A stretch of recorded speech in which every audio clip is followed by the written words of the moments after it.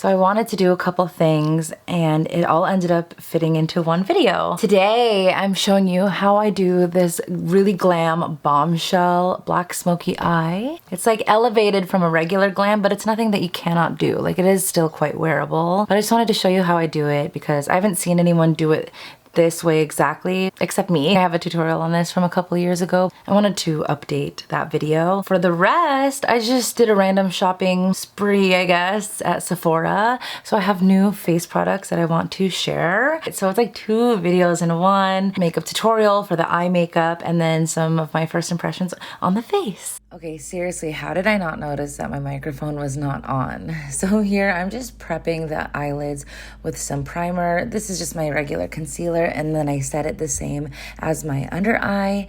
It's really important to take the time to prime your eyelids because it makes the colors last longer on your eye. It makes them show up more, just more saturation, and it just, I mean, you prime for a reason, right? So this gets everything ready. Then I'm taking the Sigma E35 and MAC Soft Brown.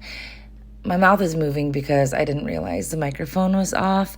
I'm literally clueless and just acting a fool, but I'm sure that I'm talking about the importance of a transition shade. So even if this is the only color that you choose to wear on your eye, it's so glam and very necessary. It just adds depth and warmth and all that jazz. So I'm going in with really light pressure and I'm on the crease and then moving upward.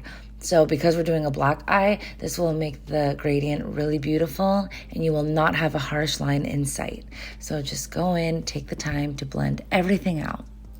Now I'm taking MAC Cork and the Sigma E25, a little bit denser of a brush, and I'm concentrating it more onto the crease. This will just create that dimension, and it's just another color to make everything look really seamlessly blended. It's a bit darker and a little bit cooler tone. I love cool tones, but you can do any color in the crease when you're doing a black lid. Some people do maroon, but these colors that I've chosen, they'll flatter everybody, every skin type, every undertone, trust me. So that's why I chose them. And then I am going in with MAC Carbon. This is the MAC 242S brush, and it's a perfect brush for just packing color on. So when I put this black color on, I do as little product as possible, and I definitely tap off the excess because as you're applying this, you don't want fallout onto your face. I mean, we haven't done the face makeup yet, but you just don't want to blink and then have this fall down, especially when you finish your face makeup. Could you imagine black powder just falling on your under eye? No, thank you. So this is a pretty slow process. I'm just taking my time and I'm packing this on pretty low onto the lid. We're going to move this up in such a calculated way. It's going to be smoky, but very intentional and neat. So that's why I'm taking my time.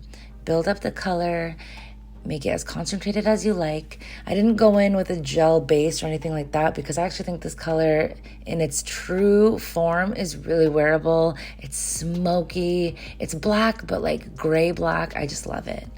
So usually when people do a smoky eye, they kind of do like a rainbow shape, and I don't do that. You see here, I am applying just a little bit more to the outer corner. I feel like this uplifts the eye and keeps you from looking like a panda or a raccoon or something like that. See here, I'm just ever so slightly lifting the outer upper corner. I think this keeps you from looking like a rodent, and I think it makes you look more fox eye, cat eye, and you know, that really flattering, uplifted look. So I haven't seen anyone else do this, but that's what I like to do. So I'm placing the powder or the eyeshadow just in that outer corner and not exaggerating it yet because this brush is just for applying the initial color. We'll blend it out in a minute. So now we just layer everything that we've already done. This is the Sigma E25 again with a little bit more saddle on the brush. And the reason that I'm going in is because I'm going to lift this carbon even more, but I just want a little bit more of that crease shade, again, to make it more of a gradient. So to make the transition a little bit more saturated will be your ticket to a really seamless smoky eye. And like, I get it now. They call it smoky because it looks like smoke. No seams, nothing. I'm just layering this on. And I have 2 Sigma E25 brushes. This one here I'm using with carbon and just ever so gently applying it. So this brush is perfect for blending, but I also like it for the initial deposit of color because it's like you apply it and blend it all at the same time. So since I have two of these, I just thought it would be a cool idea to have one with a shorter handle, and that's the one that I use to deposit the color, like you see me here. That's what I'm doing with carbon and just putting it on the crease and the outer corner, and it's going on and applying just as blended as you like. I think this was a really smart idea. I actually learned it from Jaclyn Hill. I definitely didn't come up with this by myself, but it's just such a good brush and it has two purposes, so why not have two of the brushes? Take your time applying this, by the way. You really want this intentionally on that outer corner. You want it to look smoky, but you want it all in the correct spots. So you see me here really gently just applying it and taking my time and layering. So don't do this look if you are in a rush, if you have somewhere to be. This is definitely going to take a little bit of time, but it's worth it. And you don't have to be a makeup expert or a certified makeup artist. It's just fun to do. So I really recommend that you try this out. I'm just taking my time and applying this, and then I'm taking the longer handled E25 again, and sometimes I apply a little bit more like saddle or transition shade, but sometimes I just blend out what I already have on the eye and it makes it really smoky. So yeah, just layering this all up, taking my time, and then as you blend, of course, you lose some concentration. So here's the MAC 242 again, just applying a little bit more carbon. I love this color because it is so wearable. It's not scary. It doesn't look costumey. It's so glam. And I know it's black eyeshadow, but I actually could wear this as a daytime look, and you definitely could too. So we're just blending carbon into the outer corner a little bit more because as you apply, it will be a little bit harsher of a line. So I always like to go in and blend. You can not blend too much, and you can always pack on and layer more color. So just do it until you get the saturation that you desire. And then eventually you get this really cool smoky look, and it makes me really excited. I haven't done this look in a minute. Now taking a wet face halo. I really don't have makeup wipes anymore, so I just wet my face halo and I'm cleaning up the under eye, and it actually makes the outer corner sharper too. You could do Scotch tape if you like, but I think it's a bit too harsh. This is really nice. I actually wiped off too much on that corner. Now I'm taking the Tom Ford Eye Defining Pen. Another reason I really like MAC Carbon is because it's not pitch black. I love doing a winged liner, and you can still definitely see it when you do this look, and I think it's really cool to have a smoky eye and a winged liner. It's like the best of both worlds. So this is how I always do my wing every single day. I just do that triangle and then I fill it in. Goodness, I love this liner pen. It's dual-ended and it's just so nice. It's the perfect amount, of liquid, just glides on so easily. You can fill it in like nothing. Like I said, this is the Tom Ford Eye Defining Pen. I talk about it all the time, but I just never get tired of it. It is so worth it. So just fill in your wing, and then you are basically finished. But check it out. I love it. I'm going to apply some Lilly lashes. These are the Faux Mink Miamis, and I think they're really pretty and fluffy. I'm just putting these on and then applying MAC Fascinating to the waterline.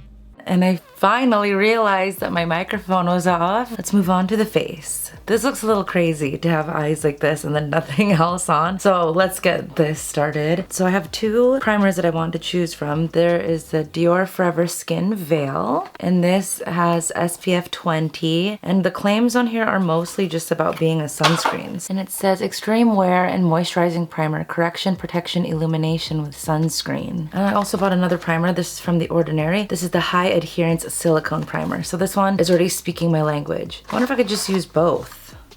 Oh, they're like the same. They might be best friends, I'm not really sure, because try these both out. And then also I have a new brush. I got two brushes from Sephora brand, 70 and 80. So this is Pro Foundation brush. The coverage type is full. Use with liquids, creams, or sticks. Best for buffing. Circular buffing motions across the entire face to blend.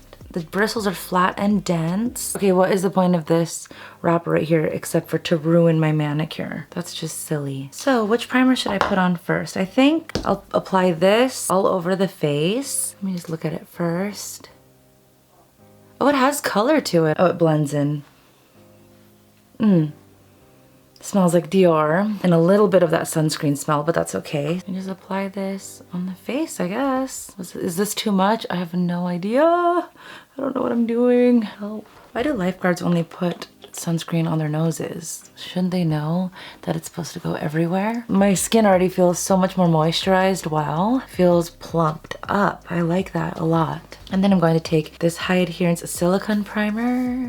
Let's put this on another part of our hand. So this looks like, I'll put this on the problem areas, and then if I have stuff left over, I'll just apply it everywhere else. I would love to even out my under eyes, my nose, and my forehead. Make sure you wash your hands before you do your face makeup, by the way, and skincare. I kind of like the way that my skin feels right now. Now I'm going to take my foundation. I always do this now. Ever since I started, I can't stop. I just take like a half a pump and I apply this to my nose. Otherwise, my nose has so much less product than the rest of me. Nose foundation is the first to go, so I like to really give it its moment and really make sure to apply it on. I could actually use this brush to press it in. This is a very dense brush, so it won't absorb your product. If you have less densely packed brushes, then they soak up more of your product. So this will keep everything high coverage, which is what I love. I'll just apply some foundation on the left side. And then I always brush my foundation downward. It sounds bad for like anti-aging. That's just how you get the best application. Plus, if you have hair on your face and you swipe upward, you're actually going to catch the makeup onto your facial hair. I don't put a full pump on each third of my face. I just squeeze until anything comes out. And then that's what I work with. So I either press this like in light strokes downward like this, or you can tap it as well. Wow, this brush did not take anything. Kind of like when I put 2 layers of this foundation on. So thank you to this brush. There's no like brush stroke looking either. All right, I love this brush. I can tell you already. A tiny little bit on the forehead and the chin. And do the same thing. Oh, I like this brush. It's hard on your face though, so just don't like hit yourself too hard. You might get knocked out. My foundation applied really nicely. My skin tone looks so evened out. Nothing has collected in any fine lines or anything like that. My nose is covered. Everything is covered. This is like a medium coverage foundation, but it looks really good. Whoa. It looks as smooth as when you use a beauty blender, but it doesn't look as sheared out because the bristles are so packed. Okay, cool. I like that. I have a lot of texture on my face. Cool, cool. I love that. Like it a lot. Oh, and I also have the Ilia Soft Focus Finishing Powder. How cute is this? I'm just going to... Oh, I'm gonna need more than that. Maybe I'll just turn it upside down. Smell, it has a smell to it, that's for sure. So I'm going to apply my concealer, my favorite step. I'm so entertaining that my dogs have been snoring this whole video. What does that Ilia powder smell like? It smells like something so familiar, but I don't know what it is. Just going to throw a little bit more right in the problem areas. Love that. Love it, love it, love it.